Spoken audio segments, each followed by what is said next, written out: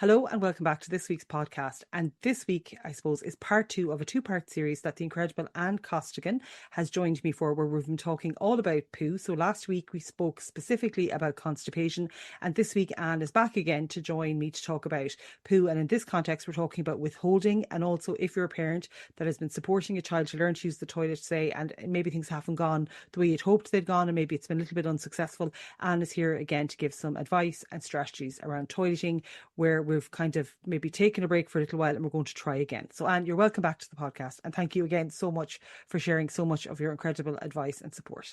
No problem. Thank you, Amanda. Thanks for having me back. So withholding in children is a really common thing, and it can really come to the fore when potty training or potty learning starts.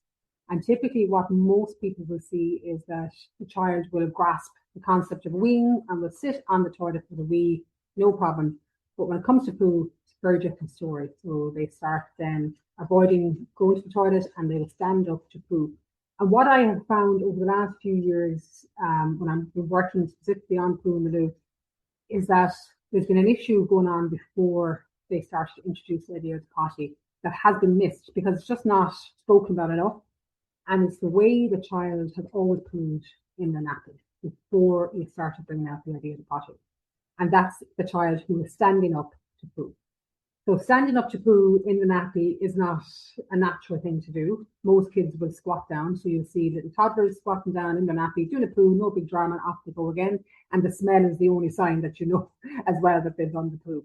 But a lot of children will seek privacy, which is fairly normal for a lot of kids. They might go behind the couch, they might go behind the door, but they might squat down. What typically you'll see for a lot of children who are having some bit of difficulty is that they'll stand up and lean on something. So they might push their belly into the armrest of the chair. They might go rigid and you'll see the legs being crossed and everything, the bum cheeks are clenched really tight, and you just will see total tension in the body, and then a poo might emerge.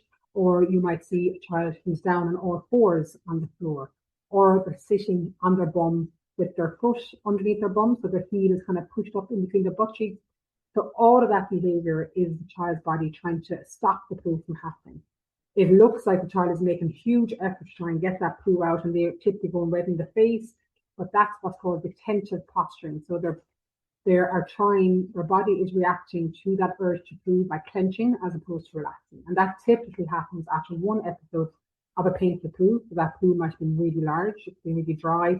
Poos can get really jagged when they're dry and hard as well, so it can cause a little tear. Obviously, all of that is causing pain and discomfort. Some kids, it could be after a dose of diarrhea. They might have a really bad nappy rash when they did a poo, skin was sore coming out. And then after those episodes, what happens is the body learns that this is sore, this is painful. And when the urge comes to poo again, the body reacts, as I said, by tensing up and clenching and stopping the poo from coming out. So while they're in those positions pooing, some poo will come. So it will look like, oh, the poo and the fine. That's just the way they poo. But then when we introduce the idea of the potty or the toilet, as I said, they may sit on the toilet, no problem for the wheeze, or the wheeze might be another disaster area, but for the poos, it's just an absolute no-no. So they would typically, as I said, poo in the pants, standing up, like they always used to do. So this is a big thing that I'm trying to kind of get that information out to parents before they start, whatever age the child is at, to potty train or to learn to use the toilet, that they're looking at the poo. So when they're standing to poo as well, as I said, a bit of poo might come out every day, but they may not be completely emptying. So when we squat down, either in a squat position on the floor or on the toilet, we are relaxing our pelvic floor muscles. We're able to empty out our rectum fully. But when we're standing, we're not. Because again, we have this muscle that slings around our rectum and our anus, and that basically kind of perks it up like that, so to keep us constant. When we squat, that muscle relaxes back and the rectum and the anus straighten out, so then all that poo comes out that needs to come out. But if that poo isn't completely empty each time, it can be a build-up of poo happening. And as we said in part 1, the kids who are constipated, they may still be pooing or look like a normal poo every day, but they're just not emptying completely. So that can then lead into big issues with learning to use the toilet. Because again, if there's lots of poo sitting in the rectum, that's pushed on the bladder isn't behaving the way it normally should. You might not be getting clear signals of when they need to wee. It could be a lot of kind of nearly overactivity in the bladder, that this rectum is pushing against the bladder all the time. And obviously then the poos, their instinct is to hold on to them, let them out. So how do we help a child who is doing this? It's really important for parents to remember that it's not by choice. The child isn't choosing to do this.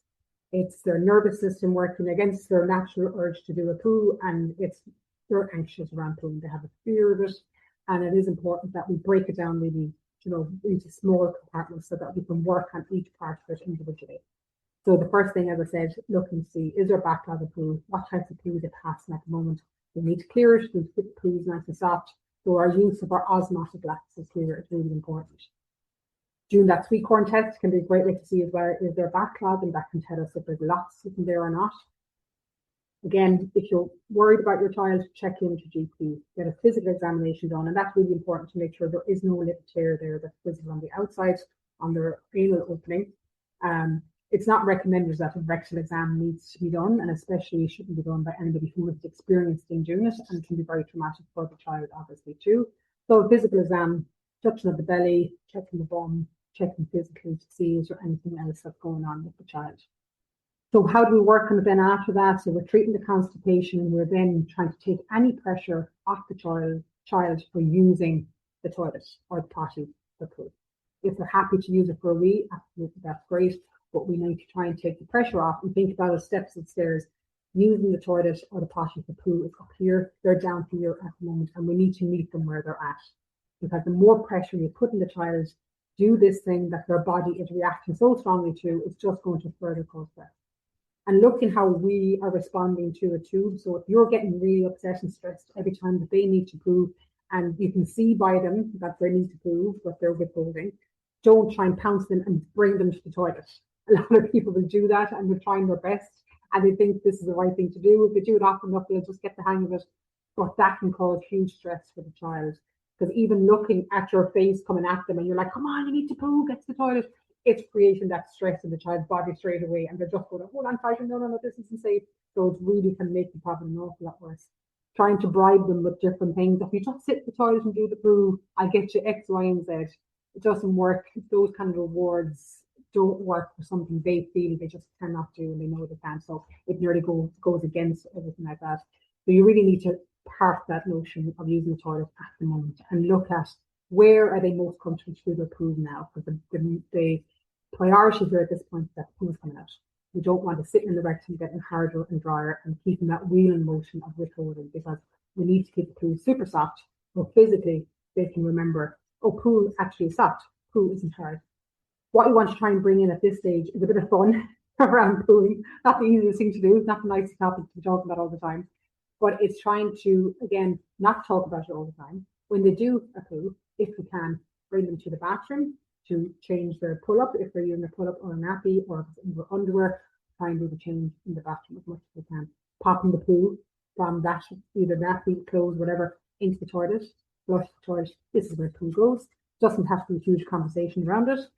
It is about inviting the child to look at the poo. Some kids are really scared to look at the poo. That can be a really big challenge for some kids.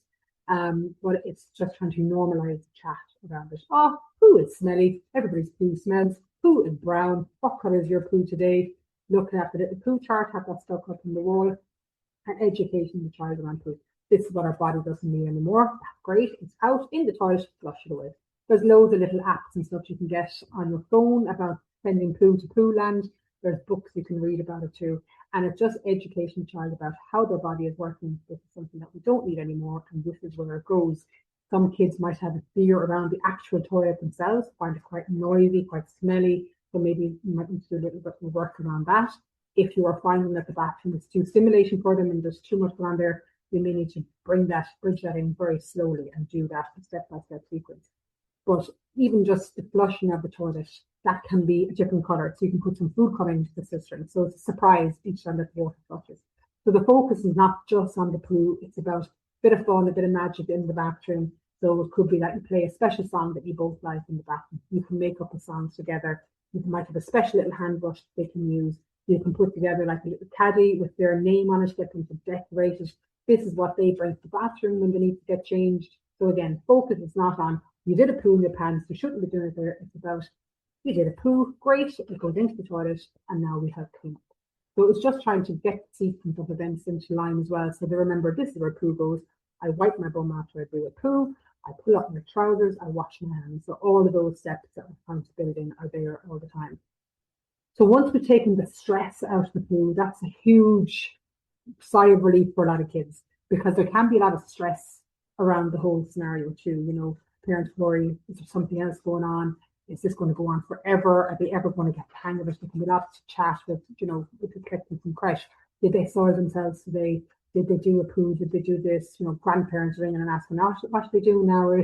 Is their poo sorted yet? So there can be a huge amount of chat. And again, for a child can feel like that's all anybody ever talks about when they talk about me. It's about my poos or my poo issues.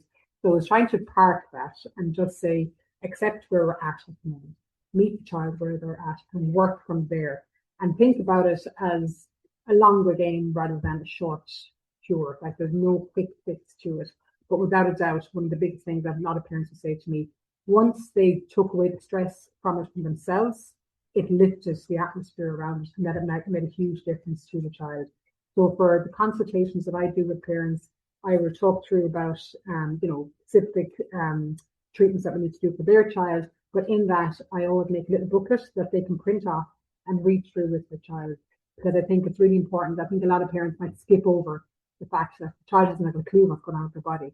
So even using simple diagrams to show, you know, when they stand up, the road is bendy, that the cars can't all come down, the road is bendy like that. But when they squat down, the road is straight, so the cars can come out nice and easy. So sometimes a little visual like that for some kids can actually set in their brain, oh, right, I understand now, I need to squat down, I need to do X, Y, and Z. But that can take a little bit of work.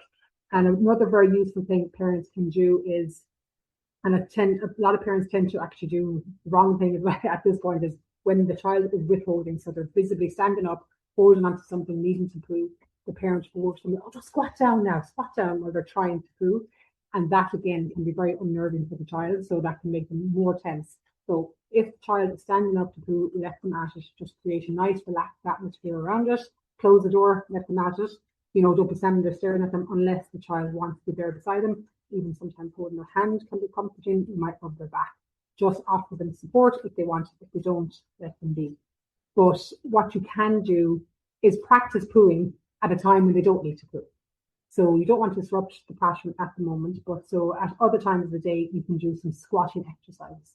So you're trying to mimic what you want them to do on the toilet. So utilizing those pelvic floor muscles down into a squat position, do different games while they're squatting. So it can be Simon Says, do a squat, Simon Says, squat walk, Simon Says, do a frog squat, all those little games. And while they're down the squat, then do the little breathing exercises that I was talking about earlier as well. So again, they're in the squat, doing the bubbles. So it can be that you have your one, they have theirs, you can have a competition who makes the most bubbles. Just to try again, make it fun. There are maybe yoga poses you can do to help relax that pelvic floor, and again that belly breathing to help relax the nervous system. A nice foot massage like the reflexology bowel sweep, and a nice tummy massage just to help to calm the body, or even nice long rubs along the arms like this. Whatever kind of tools helps to regulate your child are really important too. But it can be a really frustrating time for both child and for the parent, and it can just escalate quite quickly. But it is important to remember that they'll get there. But taking the pressure off is a huge, huge part of it. There are some books there I'll link with you, Amanda, that they can use as well. There's a lovely one for kids, and it's about the princess who's afraid to poo. There's one about a boy who's afraid to poo as well. So they can be really useful for some kids, and even for children to realize other kids have this problem too. It's not just them. And for parents to realize it too, because I think a lot of parents feel really isolated when they come to toileting issues. They can feel a sense of shame, and then they can feel, why isn't my child getting it? What am I doing wrong? What it is that's not making it work? So it is important for parents to realize that it is really, really common that toileting doesn't work on the first attempt at toilet training, or that a child starts withholding. It's really common. But there's always light at the end of the tunnel. They'll get there, but it's about getting a specific program for the child and treatment. That's the really key part, you know. And it's kind of, as you say, take the stress out of it, stay the course. Yeah. Where we don't want to be like, I call it airlifting. So we'll say if it was my gorgeous Max, I'm here at the computer in the office. If say he was a person that would stand to make his poops, I'm not going to airlift him when I see him do the thing that I know means he's making the poop. I'm going to do the teaching outside of this time frame. The main thing is the poop is coming out because I don't want him to become impacted. I don't want constipation to occur. We'll do all of the teaching and the pre-teaching outside of, I'll call the rest of it outside of the pooing time. We can do all that later, and slow, steady, methodical, all of those difficulties will eventually abate because we'll have been teaching the skills, we'll have kind of settled the nervous system. They will learn that it is okay to make the poop in the toilet. But in the meantime, as we said in the last podcast, we're making sure constipation isn't at play as well. And and if we feel necessary, we check in with the GP in case there could be, like, isn't it called a fissure, like a tiny little tear inside the bum? But again, that's for the GP, not for ourselves to investigate. They let us know. I suppose, and then maybe a question is, if your child has been withholding for, I won't say like substantial, because what is substantial, but for a period of time, and you're getting concerned, you've done all the other steps, but it's still going on. Are there any, say, medical health professionals that you might think would be relevant for them to link in with at that point? So yeah, absolutely. There are lots of people physiotherapists, so a paediatric pelvic floor physiotherapist. There's only a few of them in the country, unfortunately. But again, I'll link them with you, Amanda, on the page if people do want to reach out. Because again, they can do a good physical assessment of, are they using the right muscles? Can we teach them how to use them properly with different methods? So you can use that biofeedback, that kind of thing, to help them. That can be a great way for some kids to learn how to use those muscles. An occupational therapist can be great as well. Again, make sure your equipment is right if you need, doing different exercises as well. So definitely there's lots of help out there. For play therapy can be a great one too, especially because there's a fear around that poo as well, and they're getting really anxious about it, or a psychologist. So there are a few different people that can help. But again, it's about physically, that's the first step. A lot of parents kind of jump over because they think, should this poo happen every day? They can't be constipated. But that's definitely one area it really needs to be looked at first. And it does get better with time. But as you said, Amanda, the stress and the teaching is at a different time is really important. Yeah. Amazing. Thank you so much, Anne. Again, what a wealth of knowledge. And definitely I'll link in with you to get all of those links to who you would recommend. I suppose to close out then on the podcast, the final segment then to talk about, if you're a parent that has been attempting to support your child to toilet learn for, I hate the word successful or not successful, but maybe it hasn't gone the way you'd hoped, and maybe you've taken a break from it, and maybe you're thinking, okay, my child now, say it could be an autistic child, maybe they're 8, 9, 10 now, things just, there could be a variety of reasons as to why maybe things didn't work out the first time around, or maybe they're 6, 7, 8, whatever the age. For parents listening in that are saying, is it too late? Can we still try? Have you any advice there for parents maybe that are trying to support children that might have a complex profile, that might be autistic, might have an intellectual disability, that are thinking, I feel like I could try this summer. We've tried a few times before in the past, didn't work out. Have you any advice for those parents listening? And thank you so much for your advice again. So the big thing there is to look at, just take a minute, take a couple of hours to just sit back and think, like, what have we tried? What didn't my child like about the toileting the first time around? Was it from the very start that they hated it, or was it they got a good few days and next thing then obviously wore off, or they just lost interest, or did they then become constipated? Was there something always underlying beforehand that maybe you just were never sure about? Maybe I'm beginning to recognize actually my child is constipated. So I have found generally constipation in about 90% of cases is a huge factor. And parents just simply are not aware of the really subtle signs that constipation can be a problem. So definitely every parent can just have a little delve into the poo pattern of their child. That is really important. So over a period of a week, keep a track. If you've never kept a track before, now is the time to do it. Just take pictures of poo. Have a little, as you said, keep a track of the amount of the poo every day. If they're in creche, have the creche give you that little bit of information too. Do that sweet corn test. Have a little feel of their tummy. Is there, you can feel hardness in the tummy of the child, and that's generally constipation. If you're finding that their child is really tender when you touch them, obviously, if these are signs, post GP, get them to have a little look and have a good chat, but keep that diary is really important. Look at their basic fluid intake. This can be a huge issue when it comes to the bladder side of things. Some kids simply do not drink enough. I know for my 3 kids here, the middle one, she's a devil. Like, she would go on 200 mils a day. You're like, well, how are you getting by? But again, that has gotten better with age. But if you think about it, if you're not drinking enough, you're not filling your bladder, you're not exercising enough during the day. So you're going to have issues with the amount of wee that it can hold on to and getting that urge to wee then. So that is fundamentally, for every child, we need to be looking at those simple little things first. Obviously, their diet is a huge factor to play in the bowel side of things. And what's their routine like? Is everything very ad hoc every day? Is there a chance for the child to be able to recognize the routine with the bladder as well? So if your child now is older, you've tried once or twice, look at the things that haven't worked, and you're for sure your child doesn't like X, Y, and Z. Look at simple ways then that you can meet them where they're at. So if it's a thing your child only likes to poo standing up in the corner of the sitting room behind the door, maybe we need to find a potty that's big enough to put behind the door. So you can get like camping potties that are a bit higher. You have to kind of meet them where they're at and make small little adjustments to get them back to that thing. So it's not a case of the 3-day method of potty training that we hear so much about. The minute you Google potty training, you see this, or toilet learning, that they will say, I need to get it done over the weekend. Have a realistic expectation and meet your child where they're at the moment. Look at that normal pattern. So for bladder, again, you're looking at, are they actually able to have dry periods during the day? Is their bladder capable of doing that at the moment? So if they're in a pull-up, it can be really hard to know for certain how often they're actually weeing, but you're not changing until it's really full, and that's when you recognize that they're full. So doing like the kitchen roll test, so it's a bit of kitchen towel, roll it up, put it inside a dry pull-up, check that piece of kitchen roll every 20 minutes. Do that exercise for a couple of days over a weekend period. Jot down when it's wet, when it's dry, and look at the periods of time in between. Look at, are they dry actually at night time? So for the older kids that are have not learned to use the toilet during the day, they actually may be now dry at night. They're getting up in the morning time and they're weaning then straight away. So that could be a great opportunity even to start off with doing the wee in the toilet first thing in the morning time. And that's enough to learn that much. And then bring it in at night time before bed. That's part of the routine. So sometimes we need to start that slowly to build up the routine. And then you're doing more predictable times like before meal times. That can work really well for some kids, will not work for other kids.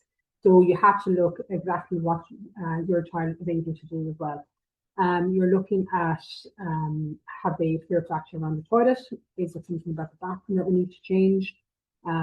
Is it that they don't like the sounds, the smells, the feeling of the toilet when the poo hits the water? Those little small things can have a huge impact. It could be, as I said, the smell as well in the bathroom. So there could be simple things you need to change in there that you might recognize is an issue for them. So it can be quite hard for a parent if you've tried a couple of times and it just hasn't gone like you've expected. But I always say to parents, don't give up. There's always a way. There's a really good document. And again, I'll share it with you, Amanda, from the UK, the Down Syndrome Association. They have a really good program that you can follow. And it works really well for some people. Again, there's no one routine that's going to work brilliantly for every child. You have to adapt what's suiting your child. Because again, if your child isn't at home every day, it's hard to instill that routine every day, doing the same thing. And for some kids, they really learn well by repetition. They learn well by doing the exact same thing every day, and that gets them into a really good pattern. But it can be really, really challenging. But there's hope. There's always hope. If there's nothing physically wrong with their bladder or their bowel, there are ways to teach them and ways for that child to learn to use the bathroom. And through play can be a brilliant way as well. And again, it can take the stress out of learning to use the toilet for the child because the pressure isn't on them. Again, I think for learning to use the toilet for kids, a lot is about their personality and the way that they learn different activities. So again, you need to adjust the way your child's personality is too. Other resources then that you can use, like the ERIC website is brilliant. That's the eric.co.uk. They have amazing resources. They do free parenting courses there as well about toilet learning, about constipation, about all of these topics that we're talking about. So that's a really good resource there too. Some of the centres around the country are starting to do in the HSE toilet and learning courses too. So there's definitely lots of help out there available. But I would always say, go back to the basics, look at what your child is at now and work from there. Don't be leaping in and thinking we're just going to get it done in a couple of days. It doesn't work for a lot of kids that way, unfortunately. And that can be a hard one for parents to kind of get their head around, but definitely they'll get there with. And you have literally shared, I would say, an encyclopedia knowledge base on I suppose, pooing, withholding, and starting again with toileting. And I cannot thank you enough for spending so much time with myself over the 2 different podcasts. We might have you back again if you'd allow us, or if you'll come back at all for us, but hopefully you will. So a huge thanks on behalf of myself and I'm sure of every listener, whether parent, professional, or indeed autistic person themselves. Huge thanks to yourself for sharing so generously your knowledge base and all of the links and resources that Anne has chatted about over the 2 podcasts to myself. I'll make sure that they're linked on the description of this podcast as well. So huge thanks to Anne, and all of Anne's details will be there for you. So huge thanks to Anne for sharing all of your incredible knowledge base. So thank you. Thank you, Amanda. Thank you. Bye, guys.